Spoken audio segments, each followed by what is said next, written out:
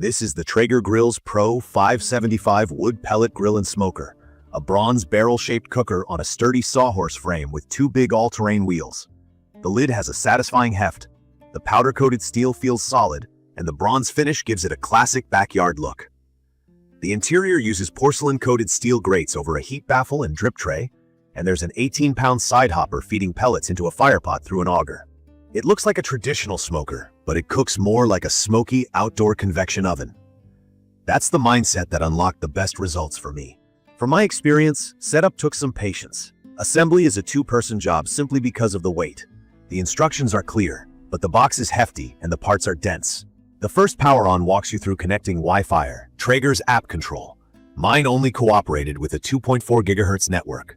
My mesh system gave it trouble until I created a guest band. After the burn-in cycle to cook off oils and cure the paint, it was ready to go. Day to day, it's almost silly easy to run. I load pellets, turn the dial, and it ignites itself.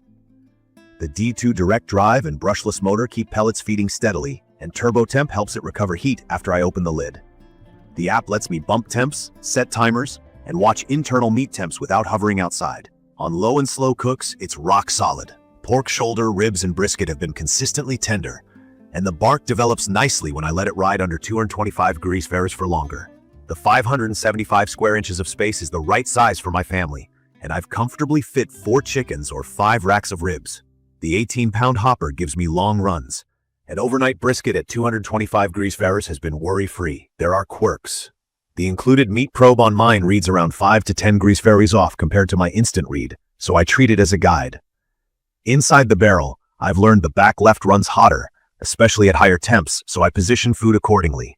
And while the controller holds the displayed temperature well, the grate itself can be hotter than the screen suggests, which is normal for pellet grills, but worth knowing if you're new. Let's talk flavor and heat. In my opinion, this grill shines at low and slow. Smoke flavor is clean and wood forward, but it's on the milder side once you climb above 250 degrees Fahrenheit. If you want deeper smoke, keep temps low for most of the cook. Choose pellets with stronger profiles like hickory or mesquite, and don't be afraid to stretch the time. Searing is where this grill hits a ceiling. It tops out at 500 degrees Fahrenheit, and because the heat is indirect under a drip tray, you won't get that ripping hot, direct flame crust on steaks. I've worked around it by dropping a preheated cast iron skillet on the grates, or finishing a steak on a separate high heat burner. It works, but it's an extra step. Cleaning is the least fun part. Every few cooks I pull the grates, drip tray, and baffle and vacuum out the ash in the fire pot and barrel. A shop vac is basically mandatory. I line the drip tray and the grease bucket with foil or buy liners, because scrubbing them bare gets old fast. The hopper cleanout door is handy for switching pellet flavors, but it doesn't empty completely. I still end up scooping the last bit by hand. Keep pellets dry and store them sealed. Moist pellets will cause headaches. Key features that matter to me are the WiFIRE app control, the D2 direct drive for consistent feed and ignition, the 575 square inches of cooking space, the 18-pound hopper, and the all-terrain wheels on that stable sawhorse frame. It's rated to 500 degrees Fahrenheit and marketed as 6-in-1. Grill, smoke, bake, roast, braise, barbecue. And I've actually used all of those. I've baked cornbread and cookies, roasted whole chickens, smoked ribs and pork butts, and done burgers and pizza. It's perfect for people who want reliable wood-fired results without babysitting a fire all day. From my experience, durability is a mixed bag. The main barrel and legs feel tough, but I baby the finish with a cover because I've seen pellet grills pick up surface rust if left exposed. I also wish the front shelf were standard instead of an add-on. Prep space is too valuable to be optional. The unit is heavy, so those big wheels are appreciated, but I still pick its parking spot carefully.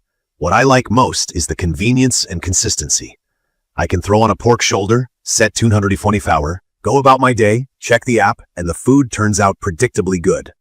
That easy repeatability is where pellet grills earn their keep. The temperature recovery when I open the lid is quick, and the app's recipe library is handy when I'm trying something new. I also love that it turns the backyard into a weeknight kitchen.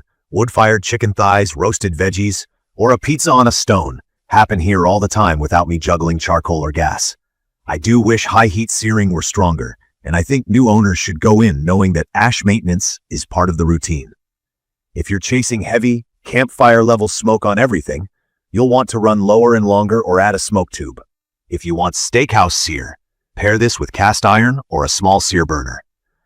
Those adjustments have made the Pro 575 fit my cooking style really well. I'd recommend this for anyone who wants wood-fired flavor with modern convenience, especially beginners who don't want to learn fire management the hard way and busy home cooks who crave set-it-and-forget-it reliability. It's also great for experienced folks who value repeatable results and app control over fiddling with vents. If your top priority is aggressive sear or ultra-heavy smoke, you may want to supplement it or look at a different style of cooker. In conclusion, the Traeger Pro 575 is a smart, steady pellet grill that trades a little brute force for a lot of convenience. It nails low and slow, handles family-sized cooks with ease, and the app control genuinely reduces stress. The maintenance routine and sear limitations are real, but manageable with a few habits and accessories. In my opinion, if you want dependable barbecue and roasted meals without babysitting a fire, this hits the sweet spot. It's perfect for weeknight dinners and relaxed weekend smokes, where you care more about results than wrestling with fuel. If this video helped, subscribe for more honest gear reviews and backyard cooks, and drop your questions or your own Traeger tips in the comments. Thank you for watching.